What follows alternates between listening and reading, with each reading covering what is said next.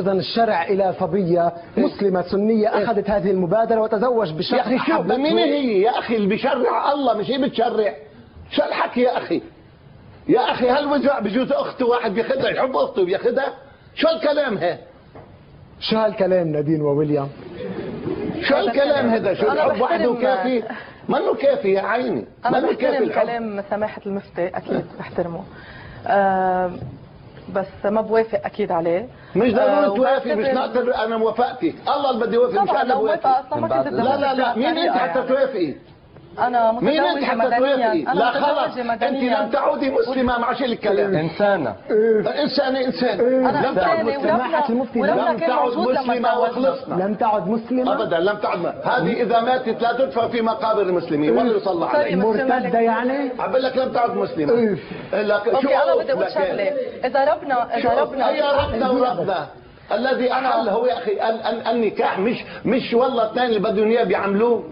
في شروط في حلال وفي حرام.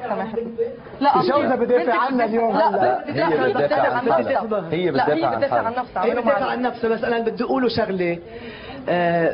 نحن قوامون على بعض. لحظه واليوم. اول شيء مصدر الاديان اله واحد. اليهودية. هلا اترك الاديان اللي انا الله يرضى عنك. انا سمعتك. اترك الدين إلنا. انا سمعتك. اترك الدين إلنا. ما تشرعي انت. ما تشرعي. اترك الدين لا لا لا لا لا لا لا. ما تعرفي فيه ما تحكي فيه. وكلهم بيعترفوا فيه. يعني يا اخي بعترف انا بالمسيحية انه مسيحي. خياراتنا لنا كمان. خلاص. اي عيني. اله واحد نزل هالرسائل الثلاث بتوقيتات مختلفة. لا ما نزلها بوقت واحد. جاي تشرع هذا. انا شو هاد بتطول بيه يا اخي؟ بتحكي كلام خارج الخط. خارج الخط الاحمر هنا. خطة الاحمر يعني؟ تجاوزت كل الخطوط. تجاوزنا الاحمر وتبدنا الاله واحد اللي هو خلينا نسمع نادين. حط هذه الاديان الثلاث. خلينا نسمع نادين. تفضلي. اولا بشكره على كل اللي حكاه، مع انه في كلام في يعني عدم احترام لخيارنا، بس انا بالرغم من هالشيء بحترم هو قناعاته. اكيد سماحة الشيخ مش انا عم يحكي شرع.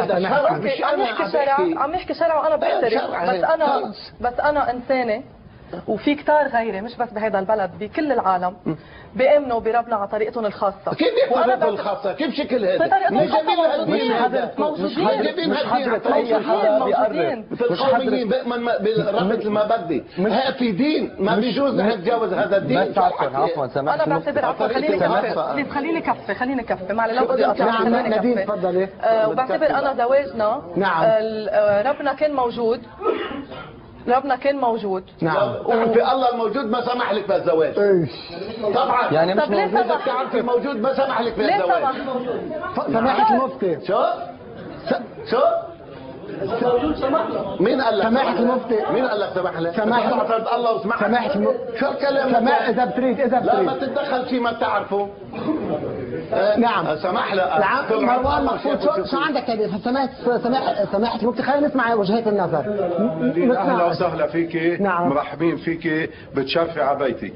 نعم. هذا الكلام انا ما بقدر اقبله. يعني في ناس ملحدين اذا بده يتجوزوا ما بنيجي بنقول نكاح فاسد. يعني ما بعرف شو معناته هالكلام نكاح فاسد. يا اخي يتزوج بس مش عفوا بس الزواج منه عباره بس عن نكاح. سماحة المفتي ما حدا طلب.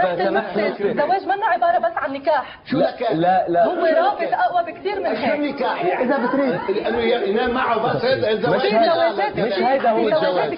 مش هيدا هو الزواج. لا الذي خلقك هو الذي يشرع لك. انت مش ملك نفسك. 100% ملك نفسك. لا ابدا مش ملك نفسك.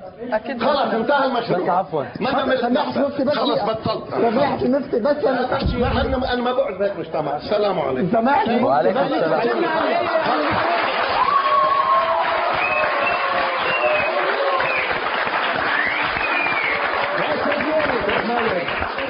تفضل. انا احتراما لسماحة المفتي. نعم. هو ما احترم ابدا قناعاتنا ولا خياراتنا ولا افكارنا. نعم. انا احتراما لوجوده وبتمنى يرجع يعرف هيدا الشيء. انا حطيت هيدا الشيء، انا مش مقتنعه لانه هيدا الجزء من جسمي انا حره اذا ببينه ولا لا، وما بيخل بالاخلاق ولا ببينني بطريقه مش لازم بين فيها. فهلا فبليز